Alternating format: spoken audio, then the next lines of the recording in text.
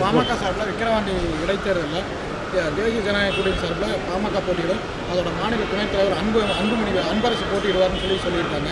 இது எப்படி பார்க்குறீங்க? பாமக போட்டிட்டு அங்கே எந்த மாதிரி இருக்குது? இல்லை, அவங்க பாமக பொறுத்த வரைக்கும் அவங்க பாஜக கூட்டணியில் இருக்கிறாங்க. அவங்க சார்பாக அந்த இயக்கத்தில் ஒரு வேட்பாளர் நிப்பாட்டி இருக்கிறாங்க. அது அவங்க ஒரு ஜனநாயக நாட்டில் வந்து யார் வேணால் போட்டி போடலாம், செய்யலாம். அவங்களுடைய மக்கள் முடிவு எடுக்கணும். அதை பொறுத்த வரைக்கும் எங்களை பொறுத்த வரைக்கும் விக்கிரவாண்டியிலையும் திமுக தலைமையிலான கூட்டணி மிகப்பெரிய ஒரு வெற்றியை பெறுங்கிறத எங்களோட நம்பிக்கை இருக்குது. ஆனால் இப்போ நம்ம பார்த்தீங்கன்னா நடந்து முடிந்த பாராளுமன்ற தேர்தலில் ஒரு சில கட்சியில் அதாவது நாம் தமிழர் கட்சி, அதே போல் விடுதலை சிறுத்தைகள் கட்சியில் வந்து மாநில அந்தஸ்தை பெற்றிருக்கு.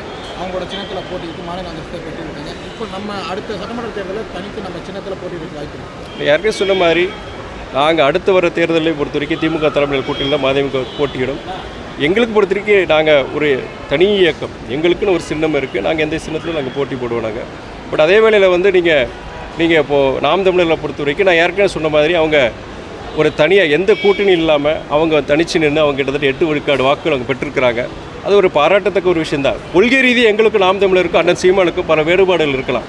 ஆனால் அவருடைய விடாமுயற்சி தொடர்ந்து இன்றைக்கி இந்த 8 விழுக்காடு வாங்கியிருக்குன்னா இது பல வருடங்களுடைய அவருடைய சரி அவருடைய இயக்க தோழர்களுடைய உழைப்பினால வந்திருக்கு.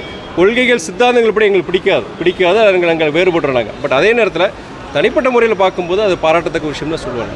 இப்போ விக்கிரவாண்டி இடைத்தேர்தலில் அதிமுக சீட்டு ஒதுக்கப்பட்டால் போட்டியிட தயாராக இருக்குங்க. இதில் வந்து ஏற்கனவே திமுகவில் வந்து அவங்க வேட்பாளரை வந்து அவங்க அறிவிச்சிருக்கிறாங்க. பல பிரச்சனைகள் உள்ளே போயிட்டு இல்லை, அதில் வாய்ப்பு கிடையாது. திராவிட முன்னேற்ற கழகத்தின் சார்பாக ஒரு வேட்பாளர் அறிவிச்சிருக்கிறாங்க. அந்த வேட்பாளருடைய வெற்றிக்கு நாங்கள் கண்டிப்பாக பாடுபடுவோம். அது குழப்பத்துக்கு வருது. மாஞ்சோலையை பொறுத்த வரைக்கும் நாங்கள் என்ன சொல்லியிருக்கோன்னா மனிதாபிமான அடிப்படையில் பொறுத்த வரைக்கும் கிட்டத்தட்ட பல வருடங்களாக அரை நூற்றாண்டுக்கு மேலாக அங்கே இருக்கிற தொழிலாளர்கள் வாழ்ந்திருக்கிறாங்க. அதுதான் அவங்களோட இருப்பிடம் பிறப்பிடமாக இருந்திருக்கிறாங்க.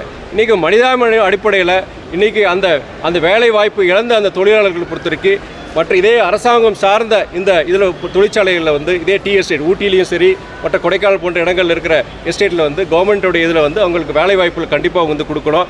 இது ஒரு மிகப்பெரிய ஒரு அவங்களுக்கு ஒரு சங்கடத்துக்கு ஒரு பெரிய ஒரு இதுதான். ஏன்னா இன்றைக்கி பல பேருக்கு பொறுத்து அங்கே தான் பிறந்திருக்கிறாங்க. அவங்களுக்கு வேறு ஊரே தெரியாது. அது அவங்களுக்கு வந்து வேறு அந்த தேயிலை தொழிற்சாலையில் பணிபுற அந்த பணியை தவிர வேறு வேலையும் தெரியாது. அந்த குடும்பங்களுக்கு பொறுத்த வரைக்கும் ஆதரவாக தமிழக அரசு செயல்பட வேண்டும் தான் ஏற்கனவே நாங்கள் அறிக்கை கொடுத்துருந்தோம். அதை நாங்கள் வலியுறுத்துகிறோம். நடக்குது. இது எந்த அளவுக்கு எதிர்கட்சிகளுக்கு ஒரு பயத்தை உண்டு பண்ணணும்? நீங்கள் பத்திரிகைகளை நீங்கள் பார்ப்பீங்க, நீங்கள் அந்த செய்தியை கொண்டு போக வேண்டிய